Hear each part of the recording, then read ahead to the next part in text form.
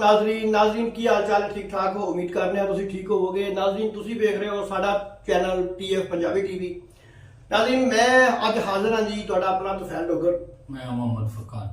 नाजरीन अज दा टॉपिक अज दा मौजू फिर साडा हक खतीब ते असी मजबूर हो गए जी वीडियो बनाने ते। हफ साहब सर इकरारुल हसन साहब ते हक खतीब दा पिछले कई दिनों तो एक चक्कलैश चल रही। ਉਹਨਾਂ ਦੇ ਘਰ ਤੇ ਫਾਇਰਿੰਗ ਹੋ ਗਈ, ਇਕਰਾਰ ਹੁਸਨ ਸਾਹਿਬ ਦੇ ਘਰ ਤੇ ਫਾਇਰਿੰਗ ਹੋ ਗਈ, ਤੁਹਾਨੂੰ ਪਤਾ ਲੱਗਾ ਹੋਣਾ ਜੀ ਬਿਲकुल। ਇਹਦਾ ਕੀ ਮਕਸਦ ਹੈ, ਇਹਦੇ ਪਿੱਛੇ ਕੌਣ ਹੈ ਸਾਹਿਬ? ਫਾਇਰਿੰਗ ਦਾ ਕੀ ਤਲਕ ਹੈ? ਘਰ ਤੇ ਪਹੁੰਚ ਗਿਆ ਇੱਕ ਬੰਦਾ ਜਾਂ ਪਿੱਛੇ ਕੌਣ ਹੈ? ਤੁਹਾਨੂੰ ਕੀ ਲੱਗ ਰਿਹਾ ਕਿ ਇਸ ਫਾਇਰਿੰਗ ਦੇ ਪਿੱਛੇ ਕੌਣ ਹੈ? तुफैल भाई बुज़दिल और झूठे होने दी हक खतीब दे झूठे होने दी दलील ये आ कि वो हुण ज़ातियात ते उतर आया। ਤੁਸੀਂ ਵੀ ਇਹਦਾ ਮਤਲਬ ਹੈ ਤੁਸੀਂ ਵੀ ਉਹ ਸਮਝਦੇ ਹੋ ਜੋ ਮੈਂ ਸਮਝ ਰਿਹਾ? बिल्कुल बिल्कुल। ਉਹਦੇ ਘਰ ਤੇ ਇਕਰਾਰ ਹੁਸਨ ਸਾਹਿਬ ਦੇ ਘਰ ਤੇ ਫਾਇਰਿੰਗ ਹਕ ਖਤੀਬ ਨੇ ਕਰਵਾਈ ਹੈ ਸਾਹਿਬ? बिल्कुल बिल्कुल 100% ਉਹ ਬੰਦਾ ਹੈ, ਕਿਉਂਕਿ ਨਾਸਰ ਮਦਨੀ ਨੇ ਇਹਦੇ ਖਿਲਾਫ ਜਦੋਂ ਗੱਲ ਕੀਤੀ ਸੀ ਨਾ, ਜ਼ਾਤੀ ਅਟੈਕ ਜਿਹੜਾ ਨਾਸਰ ਮਦਨੀ ਤੇ ਹੋਇਆ ਸੀ ਇਹਦੇ ਮੁਰੀਦਾਂ ਨੇ ਕਰਵਾਇਆ ਸੀ। ਹਾਂ ਇਹ ਅਸੀਂ ਪਿਛਲੇ ਇਹ ਗਿਰੀ ਹੋਈ ਹਰਕਤ ਇਹੋ ਜਿਹੀ, ਇਹਦੇ ਚਮਚੇ ਕੜਛੇ ਲੌਂਡੇ ਲਪਾੜੇ ਉਹੀ ਕਰ ਸਕਦੇ ਨੇ, ਹੋਰ ਕੋਈ। ओहो सब ये वैसे कितनी गलत हरकत है। तू सच्चा है, तू नहीं सच्चा, तू झूठा है, तू साबित कर अपने आप को। लेकिन इंज क्यों एक चीज हो रहा साहब, इकरार हसन साहब ना तो झुकने वाले ने ना डरने वाले ने। बिल्कुल बिल्कुल ये सारे जहान को पता है। बिल्कुल। ये हुण की करेगा? इनू या ते अपने आप को साबित कराना पड़ेगा कि मैं सच्चा, या फिर ये मनना पड़ेगा कि मैं झूठा। ना इन्हें ये साबित करवाना है कि मैं सच्चा, ना इन्हें ये गल तस्लीम करनी है कि मैं झूठा। इन्हें कोई ऐसा स्टंट करना है जड़ा लोगों की तवज्जो उधरले पासे चली जाए, तो ये फिर ये एडा बेशरम है, एडा बेशरम आदमी जिंदगी च नहीं कभी देखा। सारे झूठ बेनकाब ओदे हो गए ने, वो फिर भी करामता अपनियां चढ़ रहे अपने पेज दे उत्ते। हाँ जी, उन्होंने कोई फर्क नहीं पै, उन्होंने कोई फर्क नहीं, उन्होंने किथे फर्क पै रहा। अच्छा और साडे जेडे ओवरसीज पाकिस्तानी ने जी जी हुण ते ओ भी इहदे खिलाफ अपनी वीडियो बनानियां शुरू कर दित्तियां ने। उन्होंने कल इकरारुल हसन दे नाल बैठ के एक प्रोग्राम कीता है। ਉਹਦੇ ਵਿੱਚ ਉਹਨਾਂ ਨੇ ਕਿਹਾ ਹੈ ਕਿ ਇੱਕ ਲੰਮਾ ਫਿਕਰੀਆ ਇਹ ਆ ਕਿ ਪਾਕਿਸਤਾਨ ਦੇ ਵਿੱਚ ਸੂਈਆਂ ਕੱਢਦਾ ਹੈ ਮੂੰਹ ਦੇ ਵਿੱਚੋਂ, ਪਾਕਿਸਤਾਨ ਦੇ ਵਿੱਚ ਇਹ ਜਿੰਨ ਫੜਦਾ ਹੈ।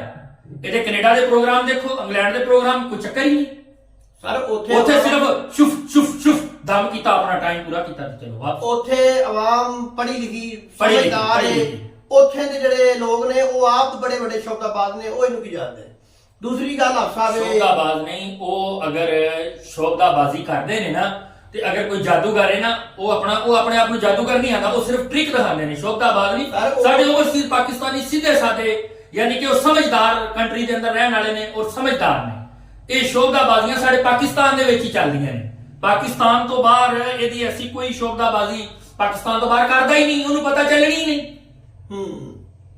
हाफ साहब ये ਤੁਹਾਨੂੰ ਆਉਣ ਵਾਲੇ ਵਕਤ 'ਚ ਕੀ ਲੱਗ ਰਿਹਾ? ਮੇਰਾ ਖਿਆਲ ਹੈ ਕਿ ਇਹ ਬੰਦਾ ਕੁਝ ਕਰੇਗਾ, ਕੁਝ ਗਲਤ ਕੰਮ। ਇਹ ਕੁਝ ਨਾ ਕੁਝ ਇਕਰਾਰ ਹੁਸਨ ਸਾਹਿਬ ਦੇ ਨਾਲ ਨਾਜ਼ਰੀਨ ਉਹਨਾਂ ਨੂੰ ਖਤਰਾ ਹੈ ਇਸ ਬੰਦੇ ਤੋਂ। ਇਸ ਬੰਦੇ ਨੇ ਹਾਰ ਨਹੀਂ ਮੰਨਣੀ। ਇਹ ਮੈਨੂੰ ਬਹੁਤ ਠੀਕ ਕਿਸਮ ਦਾ ਬੰਦਾ ਲੱਗ ਰਿਹਾ। ਖੈਰ ਭਾਈ ਸਾਡੇ ਇਹਦਾ ਕੰਮ ਹਾਫ ਸਾਹਿਬ, ਇਹਦਾ ਕੰਮ ਸੀ ਕਿ ਜਿੰਨੀ ਦੇਰ ਤੱਕ ਤੇਰਾ ਧੰਦਾ ਚੱਲਿਆ, ਤੇਰਾ ਕਾਰੋਬਾਰ ਚੱਲਿਆ, ਤੇ ਚਲਾ ਜਦੋਂ ਤੂੰ ਬੇਨਕਾਬ ਹੋ ਗਿਆ, ਤੂੰ ਦੁਨੀਆ ਦੇ ਸਾਹਮਣੇ ਆ ਗਿਆ, ਤੂੰ ਛੱਡ ਦੇ ਹੁਣ ਇਸ ਗੱਲ ਨੂੰ। ਬਿਲਕੁਲ ਐਵੇਂ ਗੱਲ ਹੈ ਤੁਫੈਲ ਭਾਈ।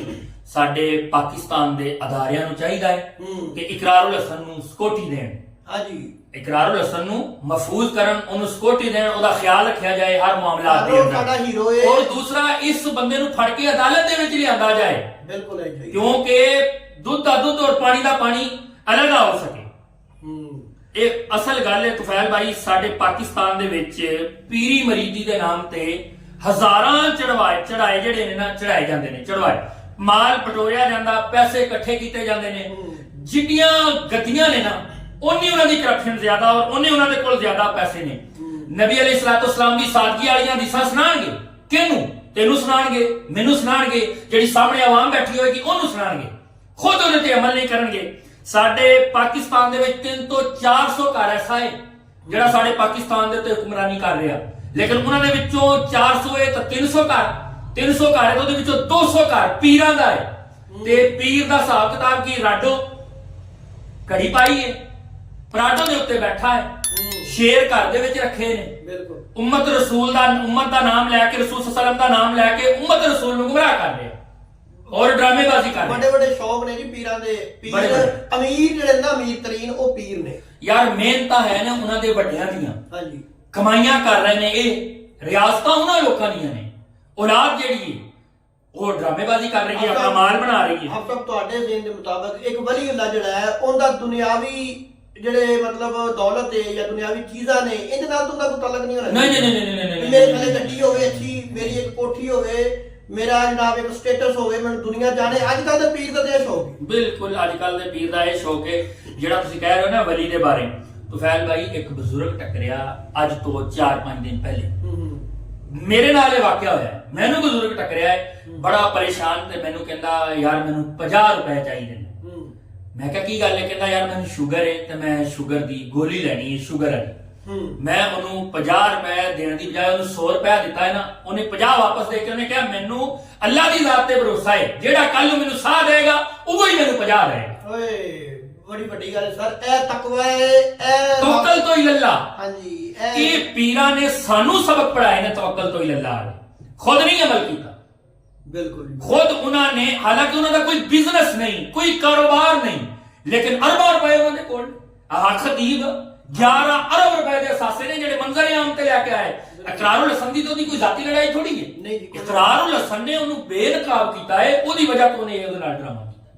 और इकरारुल हसन साहब ਨੂੰ ਪਿਛਲੇ ਬੜੇ ਮਤਲਬ 2-4 ਸਾਲ ਤੋਂ ਮੇਰੇ ਨਜ਼ਰ ਚ ਗੁਜ਼ਰ ਰਹੀਆਂ ਨੇ ਜਿਹੜੀਆਂ ਉਹਨਾਂ ਨੂੰ ਕਾਲਾਂ ਵਸੂਲ ਹੋ ਰਹੀਆਂ ਸਨ। ਉਹਨਾਂ ਨੂੰ ਕਮੈਂਟ ਆ ਰਿਹਾ ਸਨ ਕਿ ਇਸ ਬੰਦੇ ਤੇ ਹੱਕ ਖਤੀਬ ਤੇ ਤੁਸੀਂ ਨਾ ਇੱਕ ਪ੍ਰੋਗਰਾਮ ਕਰੋ, ਇਹਨੂੰ ਬੇਨਕਾਬ ਕਰੋ, ਲੇਕਿਨ ਉਹ ਇਗਨੋਰ ਕਰ ਰਹੇ ਸਨ। ਲੇਕਿਨ ਅਖੀਰ ਉਹਨਾਂ ਨੂੰ ਇਹ ਕੰਮ ਕਰਨਾ ਪਿਆ। ਉਹਨਾਂ ਨੂੰ ਇਸ ਬੰਦੇ ਨੂੰ ਮੰਜ਼ਰ ਆਮ ਤੇ ਲਿਆਣਾ ਪਿਆ। ਇਹ ਬੰਦਾ ਉਹਨਾਂ ਕੋਲ ਮੰਨ ਹੀ ਨਹੀਂ ਰਿਹਾ। ਉਹ ਬੰਦਾ ਢੀਠ ਪਾਣੀ ਇੰਤਹਾ ਹੁੰਦੀ ਯਾਰ। ਉਹ ਤੂੰ ਗਲਤ ਹਰਕਤਾਂ ਤੇ ਤੂੰ ਮਤਲਬ ਉਲਟ ਹਰਕਤਾਂ ਦੇ ਉਤਰ ਆਇਆ। ਤੂੰ ਉਹਦੇ ਘਰ ਦੇ ਫਾਇਰਿੰਗ ਕਰਵਾਤੀ। ਇਹ ਕੋਈ ਇਨਸਾਨਾਂ ਦਾ ਕੰਮ ਹੈ? ਇਹ ਵਲੀਆਂ ਦਾ ਕੰਮ ਹੈ। ਵਲੀ ਲੱਗਦਾ ਕਿਧਰੋਂ ਹੈ? ਓਏ ਵਲੀ ਘੱਟ ਤੇ ਗੁੰਡਾ ਜ਼ਿਆਦਾ ਏ। ਤੁਸੀਂ ਉਹਦੀ ਸ਼ਕਲ ਸ਼ਿਬਾਰ ਦੇਖਦੇ ਨੇ। ਉਹ ਭਾਜੀ ਉਹਨੂੰ ਇੱਕ ਚੈਲੰਜ ਕੀਤਾ ਸੀ ਇਕਰਾਰੁਲ ਹਸਨ ਨੇ, ਮੂੰਹ ਧੋ ਕੇ ਵਿਖਾ, ਜਿਹੜਾ ਅੰਦਰ ਪੀਰ ਲੁਕਿਆ ਹੈ ਨਾ ਉਹਨੂੰ ਬਾਹਰ ਕੱਢ। ਤੇ ਉਹ ਬੰਦੇ ਨੇ ਇਹ ਨਹੀਂ ਕੀਤਾ।